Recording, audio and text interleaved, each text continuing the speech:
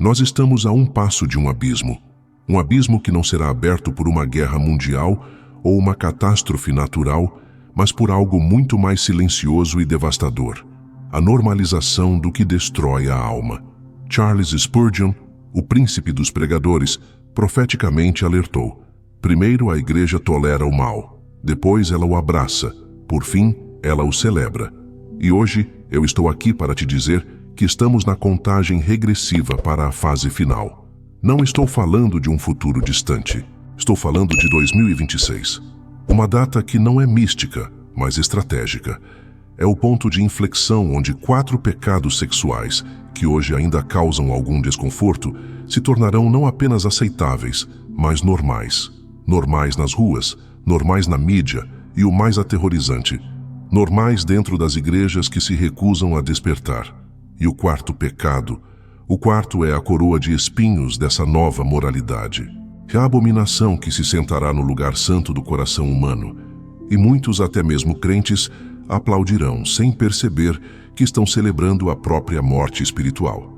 Este não é um vídeo de teoria da conspiração, é um alerta profético, é um mapa do campo de batalha dos próximos meses. Se você quer entender que pecados são esses, por que 2026 é o ano-chave, e como você pode construir uma arca para a sua alma antes que o dilúvio da imoralidade cubra a terra, você precisa ficar comigo até o último segundo, porque a preparação começa hoje. Amanhã será tarde demais, e antes de prosseguirmos, a verdade que vamos expor aqui é perigosa. Ela atrai a ira do mundo e o silêncio dos covardes. O algoritmo vai tentar enterrar este vídeo. Se você é um dos poucos que ainda busca a verdade a qualquer custo, inscreva-se no canal e ative o sino agora. É a sua única forma de garantir que os próximos alertas cheguem até você. E se quiser nos ajudar ainda mais, deixe o seu valeu demais com qualquer valor aqui embaixo, para nos ajudar a continuar com esta obra. Dito isso, segure-se firme. A tempestade está chegando. 1. O primeiro pecado: a pornografia ética e a luxúria virtual, a normalização da cobiça. O primeiro cavaleiro do apocalipse moral que galopará livremente em 2026 é a pornografia ética e a luxúria virtual. Hoje, a pornografia ainda carrega um estigma. As pessoas a consomem em segredo, na calada da noite, com a vergonha como companheira. Mas a mudança já está em curso. A indústria está se rebatizando. Estão criando termos como pornografia ética, conteúdo consensual, sexo positivo, para remover a culpa e dar uma aparência de legitimidade. Em 2026, essa narrativa será dominante. A pornografia não será mais vista como uma exploração suja, mas como uma expressão artística ou uma ferramenta de autoexploração sexual saudável. E a tecnologia vai empurrar isso para um novo nível. Com a popularização da realidade virtual e da inteligência artificial, a luxúria deixará de ser apenas um vídeo em uma tela. Ela se tornará uma experiência imersiva. Você poderá criar parceiros virtuais sob medida para satisfazer suas fantasias mais sombrias. Será um adultério do século XXI, cometido não com uma pessoa de carne e osso, mas com um demônio digital criado à imagem e semelhança da sua própria cobiça. E a igreja? Muitas igrejas, com medo de parecerem radicais ou antiquadas, começarão a fazer concessões. Dirão que, desde que seja virtual e consensual, não há problema. Eles ignorarão o mandamento de Cristo em Mateus 5, que diz que a luxúria no coração já é adultério. Eles esquecerão que o templo do Espírito Santo não é o corpo físico apenas, mas a mente, a imaginação, o coração. Spurgeon disse: o pecado, se pudesse, assassinaria Deus. A luxúria virtual é uma tentativa de assassinar a imagem de Deus no homem e na mulher, substituindo a comunhão real, criada por Ele, por uma fantasia estéril e egoísta. Em 2026, milhões de crentes estarão vivendo em adultério virtual, com a consciência tranquila, sem perceber que o Espírito Santo já se retirou de seus corações profanados. 2. O segundo pecado: o poliamor e a banalização da aliança, a normalização da traição. O segundo pecado que se tornará normal em 2026 é a dissolução completa da aliança matrimonial através do poliamor. e dos relacionamentos abertos. Hoje, a monogamia ainda é o padrão, mesmo que seja constantemente atacada. Mas a semente do poliamor, a ideia de que se pode amar e ter múltiplos parceiros românticos e sexuais simultaneamente, já está sendo plantada na cultura, disfarçada de evolução, honestidade e liberdade. Em 2026, essa semente terá se tornado uma árvore. Séries, filmes e influenciadores digitais apresentarão o poliamor não como uma perversão, mas como uma forma mais iluminada e honesta de se relacionar, superior à monogamia possessiva e antiquada. E o ataque não será apenas de fora, ele virá de dentro. Teólogos progressistas começarão a publicar livros e dar palestras argumentando que a monogamia bíblica era apenas um construto cultural da época. Eles apontarão para os patriarcas do Antigo Testamento, como Davi e Salomão, tirando-os do contexto de falha e usando-os como um pretexto para justificar a multiplicidade de parceiros. A aliança, que é o reflexo terreno da aliança de Cristo com a Igreja, uma aliança de exclusividade, sacrifício e fidelidade eterna, será ridicularizada. O casamento será reduzido a um mero contrato social que pode ser renegociado para incluir mais pessoas. Spurgeon alertou: a verdade é como um leão, você não precisa defendê-la, apenas solte-a e ela se defenderá.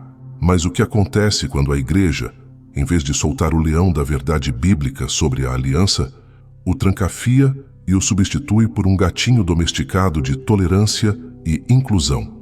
Em 2026, veremos casais crentes em relacionamentos abertos. Veremos líderes de louvor em trisais, e eles justificarão sua rebelião com a linguagem do amor e da honestidade, sem perceber que estão cometendo o pecado da traição em seu nível mais fundamental, cuspindo no símbolo mais sagrado da fidelidade de Deus. Se você precisa de um livro para aprofundar ainda mais seu conhecimento dos heróis da fé, o e-book Puritanos é perfeito para isso. Linguagem clara e prática, conteúdo sólido para estudos bíblicos pessoais ou em grupo, ideal para quem deseja crescer espiritualmente e se aproximar mais de Deus. Não perca a chance de mergulhar na sabedoria dos grandes heróis da fé. Adquira agora o seu e-book por um preço simbólico e fortaleça ainda mais sua vida espiritual. 3. O terceiro pecado: a autoidentificação sexual, a normalização da confusão. O terceiro pecado que atingirá seu ápice de normalidade em 2026 é a rebelião total contra a criação através da autoidentificação sexual. Isso vai muito além da questão de gênero. Hoje a batalha é sobre se um homem pode se tornar mulher. Em 2026, a batalha será sobre se um ser humano pode se identificar como qualquer coisa que sua mente conceber e se suas atrações sexuais podem ser igualmente fluidas e ilimitadas. Veremos a normalização de termos que hoje parecem absurdos: a objetosexualidade, atração por objetos inanimados, a zoosexualidade, atração por animais, e outras formas de parafilia serão rebatizadas como identidades a serem respeitadas. A lógica será: se o amor é amor e se a identidade é autodeclarada, quem tem o direito de julgar? A base para isso é a negação da primeira página da Bíblia: homem e mulher os criou. Ao apagar a distinção fundamental que Deus estabeleceu, a humanidade abre uma caixa de Pandora de confusão demoníaca. Se não há um padrão divino, então tudo é permitido. O ataque mais sutil virá através da psicologia e da educação. Crianças serão ensinadas desde cedo que o gênero e a atração são fluidos e que elas devem explorar suas identidades. Qualquer pai ou pastor que tentar ensinar o padrão bíblico será acusado de abuso e discurso de ódio. Spurgeon, em sua época, lutou contra o rebaixamento da teologia. Ele viu como pequenas mudanças na doutrina levavam a grandes desvios morais. Hoje estamos vendo o rebaixamento final, a negação do que significa ser humano. Em 2026, a pressão sobre a Igreja para aceitar essa confusão será insuportável. Pastores que se recusarem a usar os pronomes corretos ou a celebrar essas identidades poderão enfrentar processos legais. Ser um crente fiel à criação de Gênesis será considerado um ato de rebelião civil. E muitos, para salvar a própria pele, dobrarão os joelhos a esse novo bezerro de ouro da autoidentificação. 4. O quarto pecado: a santificação do pecado, a normalização da blasfêmia. E agora, o quarto pecado, o mais terrível, o que destrói a alma e sela o destino de uma geração. Não é apenas cometer o pecado, é chamar o pecado de santo. Em 2026, não bastará mais tolerar a luxúria virtual, o poliamor ou a confusão de identidade. O passo final será a santificação desses atos. Veremos o surgimento de liturgias para celebrar relacionamentos poliamorosos. Veremos batismos para afirmar novas identidades de gênero. Veremos teólogos escrevendo livros sobre como a pornografia pode ser uma disciplina espiritual para entender a própria sexualidade. Eles pegarão a linguagem da fé, graça, amor, liberdade, redenção, e a usarão para descrever a própria rebelião. Eles não dirão mais "eu peco, mas Deus me perdoa". Eles dirão: "Isto não é pecado. Isto é a minha forma de adorar a Deus. Esta é a minha espiritualidade. Este é o pecado que o profeta Isaías descreveu. Ai dos que ao mal chamam bem e ao bem mal, que fazem da escuridão luz e da luz escuridão." Esta é a blasfêmia contra o Espírito Santo em sua forma mais clara. É olhar para a obra do diabo, a perversão, a confusão, a traição e atribuí-la ao Espírito de Deus. É construir um altar à imoralidade e colocar sobre ele o nome de Jesus Cristo. Quando uma sociedade, e pior, uma parte da igreja, chega a este ponto, ela cruza uma linha. É o ponto onde o arrependimento se torna quase impossível, porque não há mais consciência do pecado. O mal se tornou o novo bem. A rebelião se tornou a nova santidade. Spurgeon disse: "Chegará o dia em que, em vez de pastores alimentando as ovelhas, o rebanho terá que alimentar o pastor." Em 2026, o remanescente fiel terá que se alimentar da palavra por conta própria, porque muitos púlpitos estarão oferecendo veneno em taças de ouro, celebrando os mesmos pecados que levaram Sodoma e Gomorra à destruição. Este é o destino final da apostasia: dançar no altar do pecado, acreditando estar no culto a Deus. O cenário é sombrio. A contagem regressiva para 2026 está em andamento. A normalização do pecado não é uma possibilidade, é uma certeza. Mas este não é um sermão para gerar medo. É um sermão para gerar preparação. Noé não impediu o dilúvio. Ele construiu uma arca. Ló não converteu Sodoma. Ele fugiu para as montanhas. A nossa missão não é impedir a tempestade, mas garantir que a nossa casa esteja firmada na rocha, que é Cristo. A preparação é radical. É desligar-se do entretenimento que planta essas sementes na sua mente. É fortalecer sua família com a palavra de Deus. É encontrar uma comunidade de crentes que não negocia a verdade. É, acima de tudo, aprofundar sua vida de oração e santidade pessoal, para que o seu coração não seja seduzido por este mundo que está morrendo.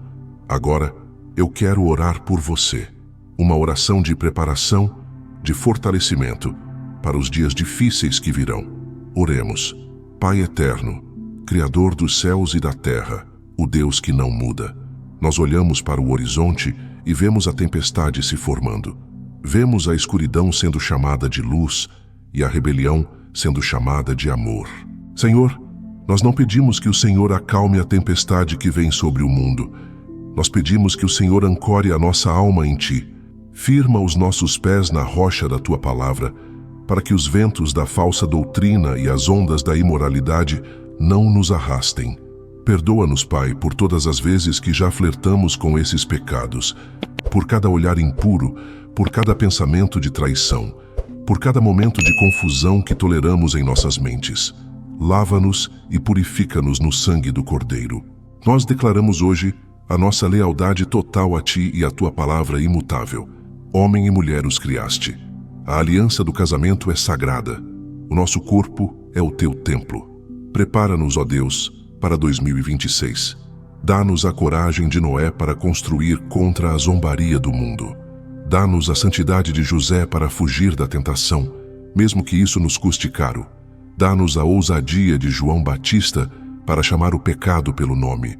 Enche-nos com o Teu Espírito Santo, para que possamos discernir a mentira, resistir à pressão e brilhar como luzes em meio a uma geração em trevas.